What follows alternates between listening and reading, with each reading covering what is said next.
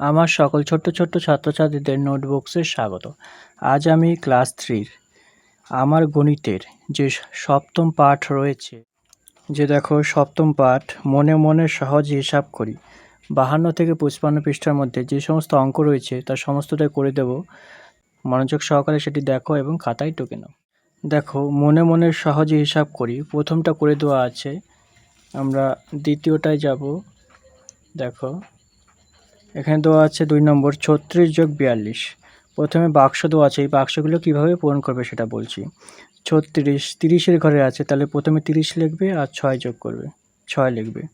একইভাবে 42, তাহলে 40 আর 2 আলাদা ভাগ করবে, তাহলে বড় সংখ্যাগুলো এক ঘরে নিয়ে আসো। 30 আর 40 এক ঘরে, 6 আর 2 এক ঘরে।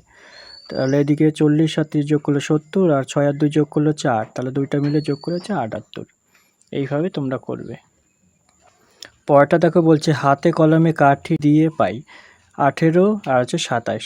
তাহলে প্রথমে কী করবে, 10 আর এদিকে হচ্ছে 20 একসাথে লিখবে, এখানে হচ্ছে 8 আর এখানে 7 একসাথে লিখবে। তাহলে 20 আর 10 যোগ করলে 30, 8 আর 7 যোগ করলে 15, তাহলে দুইটা যোগ করে দাও 45 হবে। দেখো 4 নম্বর 5 নম্বর করে দেওয়া আছে, এবার আমরা 6 নম্বরে চলে যাব। দেখো 6 নম্বর আছে 327 431। প্রথমে 300-র ঘরটা করব, তারপরে 20, তারপরে 7 আলাদা আলাদা করে নেব। তারপরে এদিকে 400 আছে, 400 লিখব, 30 আর হচ্ছে 1।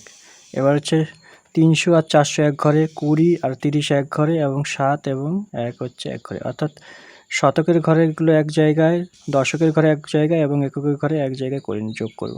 তো 300 আর 400 যোগ করলে 700, 20 আর 30 যোগ করলে 50, 7 আর 1 যোগ করলে 8, তার টোটালে যোগ করলে 750 58, 758।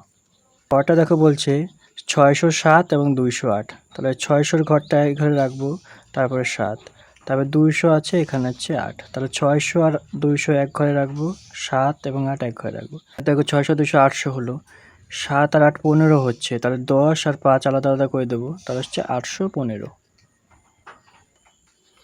তারপর 8 নম্বর দেখো 286 যোগ হচ্ছে 130। তাহলে এখানে 200 আছে, 10 শতকের ঘরেরটা আছে 200 লিখবো, তারপরে 80 আলাদা এবং 6, এভাবে 100 আর 30। তাহলে 200 আর এখানে 100, 80 আর এখানে 2 ঘরের সংখ্যা, এখানে 2 ঘরের সংখ্যা, আর এখানে 1 ঘরের সংখ্যা। তাহলে এখানে 3 ঘরের সংখ্যা যোগ করে দিলাম, 200 আর 100 হচ্ছে 300, 2 ঘরের সংখ্যা যোগ করলে দেখো কত হচ্ছে, 80 আর 30 যোগ করলে 110, এখানে 6। তাহলে এখানে দেখো এখানে আবার 3 ঘরের বেশি সংখ্যা হয়ে গেছে। তাহলে দেখো 300, এখানে 100 যোগ 10, এখানে 100 এবং 10কে আলাদা করলাম, এখানে 6 করলাম, তা টোটালে যোগ করে দেবো 416। পরটা দেখো 510 220। দেখো এখানে শতকের ঘরে আছে 500 আর 10, তার 10 আলাদা লিখলাম, 200 লিখলাম আলাদা, 20 লিখলাম আলাদা। 500 আর 200 এক ঘরে লিখবো, আর 10 আর 20 এক ঘরে লিখবো। তাহলে এখানে 500 700, আর এখানে 10 আর 20 যেগুলো 30, তাহলে 730।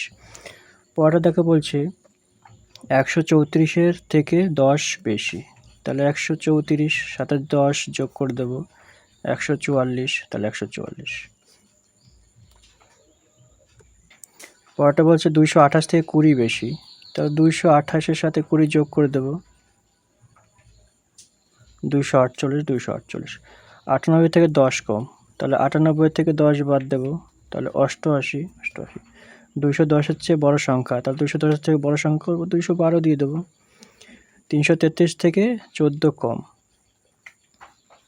14 কম, তাহলে এদিকে 9 1 3, তাহলে হচ্ছে 319, 319। পরটা বলছে 15 নম্বর দেখো 13 নম্বর ঘর থেকে 6 নম্বর ঘর পর্যন্ত লাফালে ড্যাশ ঘর লাফাতে হবে। তাহলে 13 নম্বর থেকে 6 ঘর লাফালে, তাহলে কত, 1 2 3 4 5 6 7, তাহলে এখানে 7 ঘর। তো আমার সকল ছোট ছোট ছাত্রছাত্রীদের যে তৃতীয় শ্রেণীর আমার গণিতের 52 থেকে 55 পৃষ্ঠার মধ্যে যে সমস্ত অঙ্ক ছিল তার সমস্তটাই করে দিলাম। কেমন লাগলো অবশ্যই কমেন্ট বক্সে কমেন্ট করো। আর যদি নতুন ভিউয়ার হয়ে থাকো তাহলে অবশ্যই চ্যানেলকে সাবস্ক্রাইব করে দাও। এরপরে চলে যাব আমরা 8 নম্বর পাঠের সমস্ত অঙ্ক করব। তোমরা চ্যানেলটাকে ফলো করতে থাকো।